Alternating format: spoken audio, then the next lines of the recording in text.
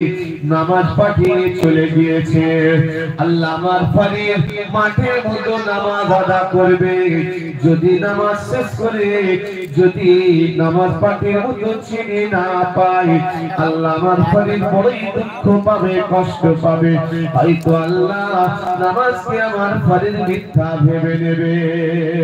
মা দোয়া করছেন আল্লাহ তাবারক তাআলা ফরিদুদ্দীন সরকারের মায়ের দোয়াকে কবুল করেছেন। বলুন সুবহানাল্লাহ।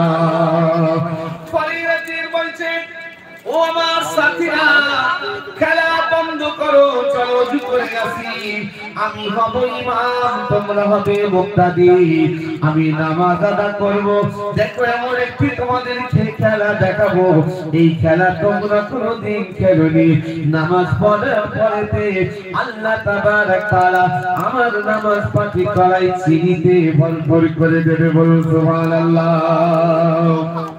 ফরিদুদ্দীন সরকার মাঠের মধ্যে নামাজ আদা করছেন, আর ওনার মা ঘর থেকে বসে বসে দোয়া করছে যে আল্লাহ আমার সন্তান মাঠের মধ্যে নামাজ পড়ে দেবে, নামাজ পাঠিয়ে নিয়ে চলে গিয়েছে।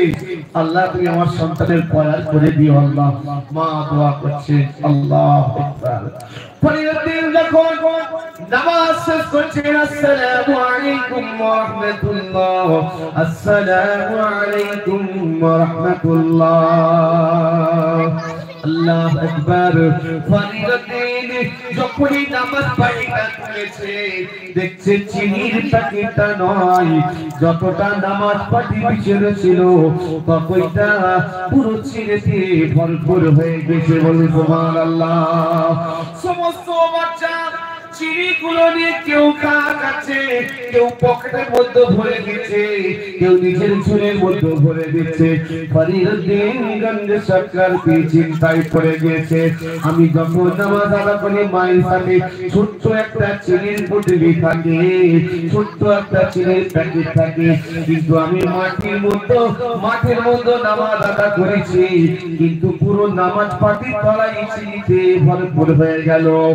বলছে মা, ফরিদুদ্দীন মাঠ থেকে ছুটেছে নামাজ পাঠি বগলে করে নিয়ে, বলছে মা মা করে চিৎকার করছে, মা মা চিৎকার করছে। ফরিদুদ্দীন সরকারের মা হাত দুখানি তুলে দোয়া করছে, মা আল্লাহ আমার ফরিদ মাঠের মধ্যে নামাজ আদা করছে, আল্লাহ আমার ফরিদ মাঠের মধ্যে নামাজ আদা করছে, আল্লাহ আল্লাহর পয়ার তুমি করে দিও, আল্লাহ তোমার গায়ে ইবাদতে আল্লাহ তুমি হেফাজত করে দিও আল্লাহ। ফরিদুদ্দীন সরকার বলছেন মা, ফরিদুদ্দীনের আওয়াজ শুনে ওনার মা পিছন দিকে তাকিয়ে বলছেন, আমার ফরিদ কি গো?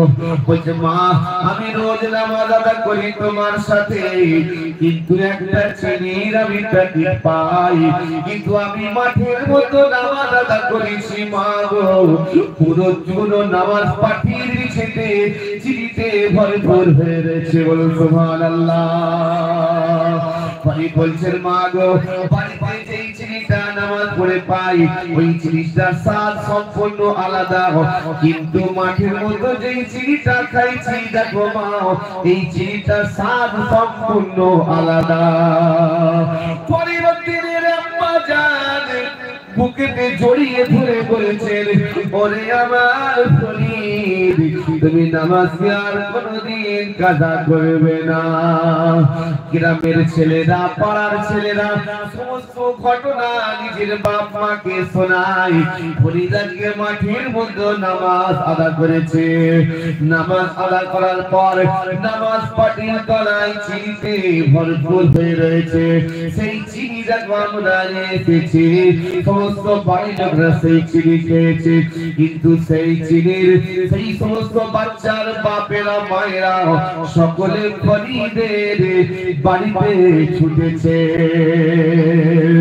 দেখছেন ফরিদুদ্দীনের আম্মা জান আল্লাহর কাছে দোয়া করছে, ফরিদকে জড়িয়ে ধরে বলছে, আল্লাহ আমার ফরিদকে তুমি কবুল করে নিও, আল্লাহ তুমি ওলি বলে ঘোষণা করে নিও, আল্লাহ তুমি বন্ধু বলে ঘোষণা করে নিও আল্লাহ। পাড়ার মানুষ বুঝলেন যে কিছু নয়, ফরিদের মায়ের কামাল বলুন সুবহানাল্লাহ। ওনার মা দোয়া করেছেন এই জন্য